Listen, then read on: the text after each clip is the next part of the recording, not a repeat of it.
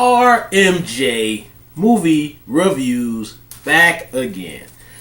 Yeah, I just got back from the gym earlier today, my people. Let me change my little stance here. Okay, and actually, this is a video response to somebody that I'm subscribed to on YouTube. A guy named Chris Stuckmann. He's a very popular YouTube movie reviewer. He's been on the Schmoes Know show. He's also, like me, he's a fellow Ohio lander. I don't know if that's a word.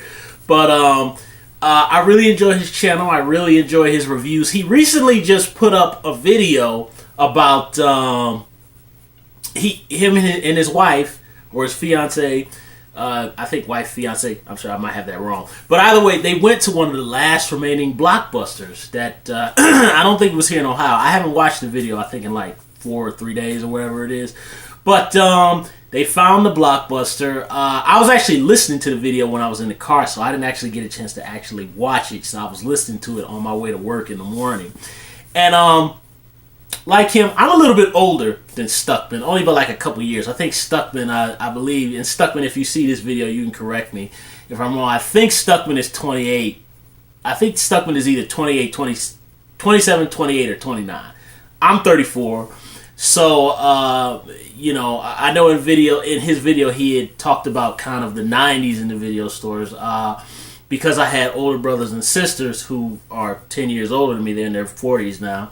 But when I was a little kid, like I always say, in the 80s, they were teenagers, and I was about 5 or 6 or 7 or 8. So I remember the video stores from the 1980s, and I remember the ones from Blockbusters. I remember the video stores before Blockbusters, which mostly back at that time, at least here in Cleveland, it was a lot of mom and pop chains. The one that I really remember, and Stuckmann, if you actually see this video, there was a video store in Cleveland called, I can't remember if it was called Errol's or Earl's Video Store. But there's still some bumpers and advertisements for it sitting up here on YouTube. So put in Earl's or Errol's Video. And actually Blockbusters bought them out.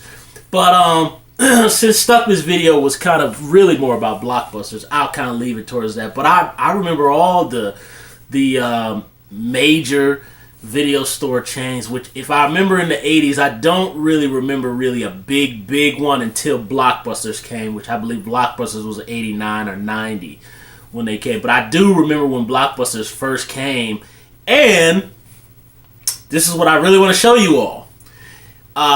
People who are subscribed to my channel, they already know that I keep my collection of these DVDs behind me, which is still growing. And in the words of one of my other YouTube reviewers that I love and I'm subscribed to his channel, was Pizzao, how he says his collection is taking over him. This thing here is taking me over. But I showed you guys my VHS tapes too. And I will show, this is, if Stuckmann, if you ever see this video, this is for you, bro. Yeah, brother. I am a true collector. I am a true movie geek. Absolutely 100% to the fullest. I am 100% authentic with my movie loving. And I'll show you what movie it is. It is actually not a Stephen King film, but it's based on one of his books. And it even has the date. Graveyard Shift, 1990. Stephen King's name is on it. It's called Stephen King's Graveyard Shift. That's the title. It was actually, and I actually even go so far as to actually open it up. It released by Paramount Pictures. It still has the Paramount logo on there. And I don't remember the trailers that they showed on here, but it was some pretty cool trailers on here. But you can see that's an authentic Blockbuster logo. If the label is broken, you must purchase the video. So that's pretty cool too. And another thing I'll show you, and I hope Stuckmann actually sees this, you can actually see on the back, it gives the synopsis of the movie with the barcode. That is like the coolest. And actually, this was actually from a Blockbusters in Garfield, Ohio, of December 1992. Look at that. That's crazy, y'all. But yeah, a buddy of mine, a really good friend of mine, who's we have film class together. We had cinematography together. We still collect VHS tapes. I still own all my VHS players, and I have duals. So I have my grandfather was a videographer, and my mother had tons of VHS players, and we actually still have all our VHS players. I'm talking the ones that I authentically from the 80s. I still own all of mine, and I still have like all my grandfather's stuff that he left, behind, and I still have all those things. I still watch all my DVD tapes. But back to Blockbusters in the video store era. I really do miss the video store era so much. I think one of the big problems with this whole DVD thing, and we're getting re-releases of, and I even show you guys this too. I actually just bought this, but I just got this 21 Jump Street Season 2 with Johnny Depp. But, this is cool to rent this for nostalgia, and I love the 21 Jump Street show when it came on back in the day. But the problem I have with this stuff is you don't have the original music. It's edited generic music, so whatever songs you had of the day, they're not in there. And for me, I understand that has to do with licensing issues and all that kind of stuff, but I think it's just a crime that excuse me, y'all, burped. But it's just a crime that they have all this stuff from the 80s and 90s, and they take the music out and they replace it with the generic stuff. But I'm using that case in point as to why I like VHS and DVD so much more. This here is the purest it gets, because right now I could find a VHS tape from some old Blockbusters in the corner of the universe, right, that has 21 Jump Street Season 2, and all the original music is going to be intact in a VHS tape. You won't find that with DVD. And another thing, too, is what I miss about kind of the Blockbuster era, and Blockbusters was a really big thing when it first came out. Matter of fact, look up old advertisements for Blockbusters on YouTube, and you'll see how big it was. There's actually a couple I have on some VHS tapes. I'm going to upload them someday, too. And I'm going to upload them. Stuckmann, if you ever see my video, I'm going to upload it so you can see it, too. But, I remember when Blockbusters first came in, and it was a really big video store chain. I mean, Blockbusters towards the end, became generic. But in the beginning, they would have like movie posters outside the store, like you were at the theater, which a lot of video stores back in the 80s and the 90s had movie posters. Almost like the advertisements of when you're at the theater. It was that thing. And Blockbuster had these lights, and it had this big ticket logo, right? Except not like this. It had a tear down the middle, and it was up above the store, and you saw a Blockbuster video. And it was so just bigger than life. It felt like you were really at the theater. And I saw somebody in Chris Stuckmann's comment section that said Blockbuster used to suck. Now, I will say, because, I'm in my mid-30s and I can remember back that far, and my father used to always take me and my friends and cousins and stuff to the video stores all the time. My brothers and sisters, we used to always rent movies every weekend prior to Blockbusters coming in and when Blockbusters came. By the time Blockbusters came, my brothers and sisters were like out the house because they were like late teens, early 20s, so I was kind of just predominantly written for Blockbusters at that time. And Blockbusters had a very good selection. What I missed about the video store Blockbuster era is, unlike Netflix, and God forbid, I hate Redbox. I hate Redbox with a passion. Like, I hate Redbox like Batman hates the Joker. Like, I hate Redbox. And the fact that when you would go to a place like Blockbusters or any mom and pop chain, you had your choices of the brand new movies just released to video, or you could go to the horror section, right?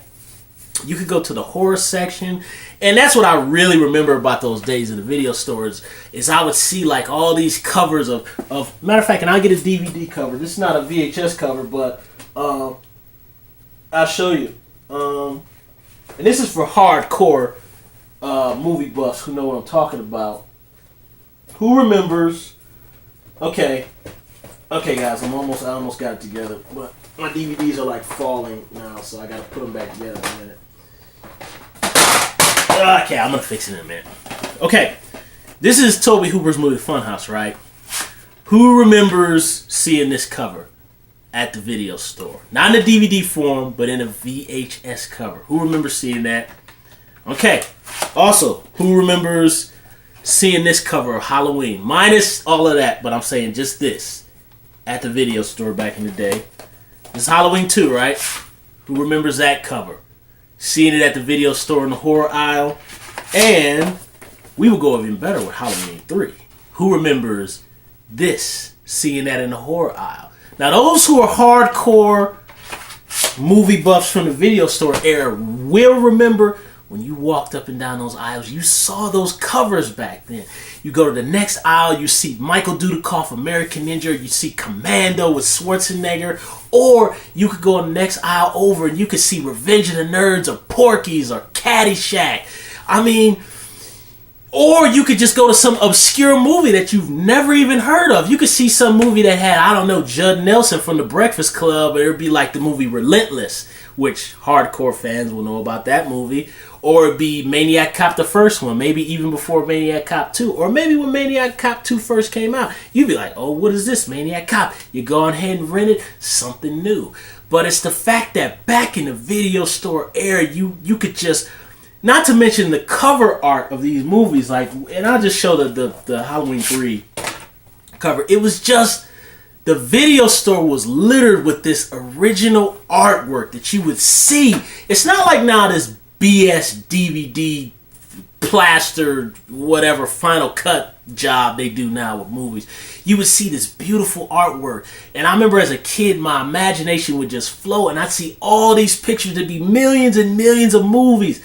I was in heaven and my mind would just look at these covers and I just imagine what the movie was about. Or one of the funny things back in the 80s and the 90s was how you rent a movie. This is kind of really more early part of the 90s, probably up until the mid and late 90s. They kind of got away from that, but early 90s, 91 through probably like 94, 95. You could see these covers to these movies and you'd be like, oh, that looks really, really awesome.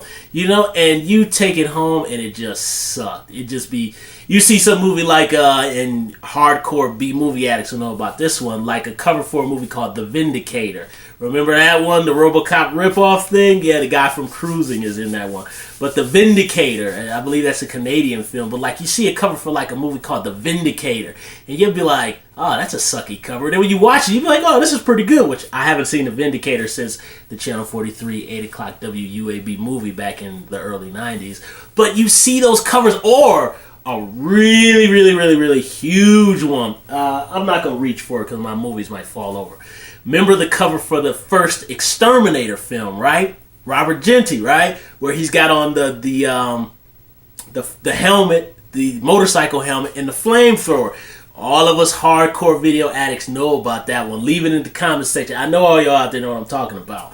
But you see that cover and your imagination would just soar, and that's what I really miss is these cool covers and just the wide selection of movies you could rent. You had your choice of everything, of action, of horror, of TNA comedy, of fantasy films. You had it just from top. You had your selection from top to bottom. Netflix, you don't have all that, and Redband. And I don't want to hear people say, "Oh, well, you can rent Halloween 1978 on Netflix." You can't rent The Vindicator on Netflix. You know, I know you can't get The Vindicator. I bet you can't get, let's think of another one. Charles Bronson, 10 to Midnight. I know you can't get that on Netflix. Let's think of another thing. Avenging Force with Michael Dudikoff and Steve James. Can you get that at Redbox? No, you can't. How about, okay, let's go with another obscure one. Let's think,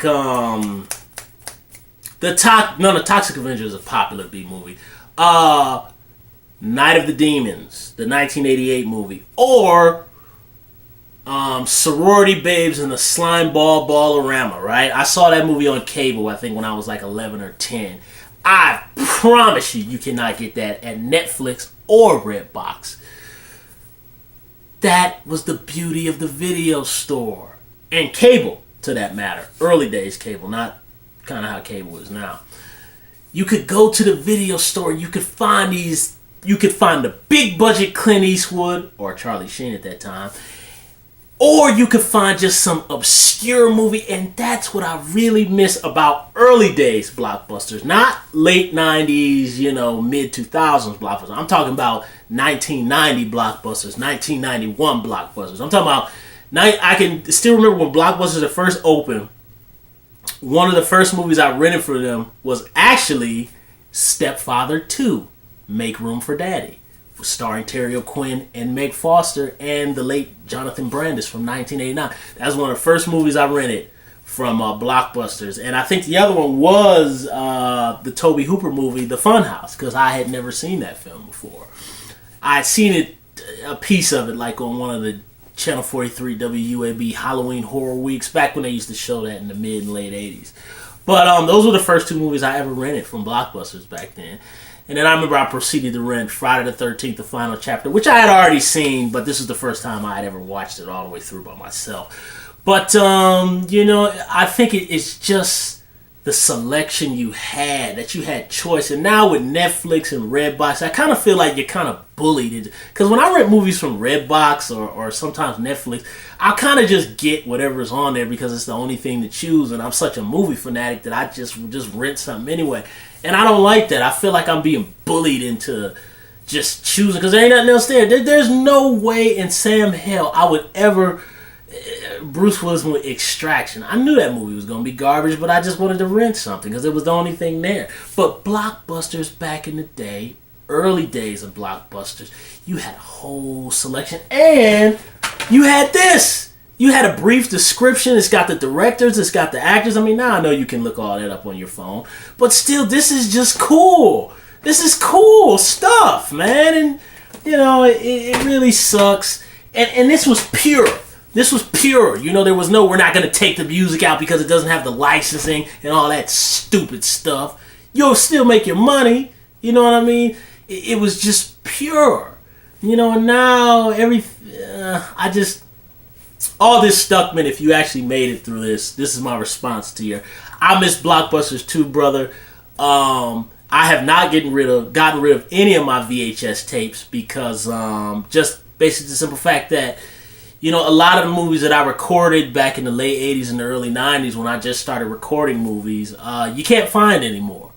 Or if you do find them, it'll be like this 21 Jump Street DVD over here where it's re-edited and things are taken out and they take out. That's like, I have the original VHS version of Return of the Living Dead from 1985, right? Now, I bought the special edition DVD from MGM. They take out certain songs. They change the voices of the actor, like the scene when James Karen burns himself in the fireplace, right? In the VHS version, they're playing some kind of cool 80s song. In the DVD special edition, the song ain't even there. You're changing it from what it is. Leave it alone. But that's why I miss the video store era. That's why I miss the fact that the movies were untouched. They were left pretty much the way they were. And I miss the fact that you had a selection and these cool covers, and my imagination would just soar as a child, I remember one time my dad took us to the video store, and me and my cousins used to rent so much action and so much horror because it was the late 80s and the early 90s. That one time before we went to the video store, my father said, "I'm telling you right now, I don't want you to rent no Jason, no Freddy, no Critters, no Halloween, no nothing." That's exactly what he said. I think my father was, not that I don't think he so much cared. I mean, now, my dad is a man in his mid-60s, so he says that he should have never let us watch those kind of movies. But, back then, I think it was just the fact that he was paying his, $3.50 or whatever it was back then, and, guy's got to work hard to support his kids. He just, he doesn't want to rent the same damn movie every weekend his son comes over his house. But it's a little funny story about my dad. But Stuckmann, I really miss those days, bro. And that's why I hold on to all my VHS tapes here. And I'll show you. I'll show you right here. This is actually a VHS film from, I've never heard this one, but a buddy of mine gave it to me, called Cut and Run. That's Michael Berryman. Check out that original cover art. Can't find that anywhere. You know what I mean? All these tapes, these are movies I taped from when I was a kid. There's gold on this stuff. This is like a yearbook of certain parts of my life. Even right here. Yo, check this out. My mother taped this for me. If you can see really close, it says Monty's Cartoons, right? And that's got Tiny Toon Adventures on there. It's got Animaniacs. It's got some other ones too, but you can't find that stuff anymore. In the video store, in the video era, and the VHS era had all those things. You can't find that anymore. You know, like you, Stuckmann, when Hollywood Video closed, which, you know, I liked Hollywood Video too, and I actually bought a lot of movies from them when they closed in my area. But it's a sad day. It was a sad day for me too. But hey, as you can see, I don't throw anything away. So you know, just hold on to your tapes, brother. I really appreciate that cool thing that you put up about Blockbusters. That was really, really awesome. That's all I got to say. It was just a video response to Stuckmann's video about missing Blockbusters. But I miss Blockbusters. I miss all the video stores. I miss the just the unity that you felt that when you used to go into a video store and you smelled the real popcorn, and my dad would be off looking at adult movies and we'd be in the horror aisle or the action hero aisle, or maybe we might be looking at a Ninja Turtles cartoon or something like that, or the Incredible Hulk 1981 cartoon, which you can find episodes on YouTube here if you put that in here, that used to air on NBC opposite Spider-Man and His Amazing Friends. I might rent something like that. I really I just felt it was something about going to the video store when I'd be over the weekends at my dad's house and we just rent these movies, and you just be immersed in this world, this fantasy world of just all these different movies. And the surprise was in the fact that sometimes if there was movies you didn't see, like I had never seen The Funhouse, and I just saw this sick little gross movie that just like was shocking because it's just such a gross movie, you know. So of course I own it, but I really do miss those days. I really do. It's never gonna come back, but you know, the closest we can get is kind of doing like I do, is not throw stuff away. So yeah, I miss it too. That's RMJ Movies Reviews response to missing Blockbusters, done by the great YouTuber Chris Stuckmann. Thumbs up the video, subscribe to the channel, share the video, and leave comments down below about the video store era Blockbusters kind of comments that I made in the video, and just all that. This is a shout out to Chris Stuckmann. You're doing good work, brother. I miss Blockbusters too. RMJ Movie Reviews. I'll be back with the raunchy comedies because I still ain't did it yet, and then I'm gonna do a special video movie review viewers requests for Blade Trinity. See you all soon.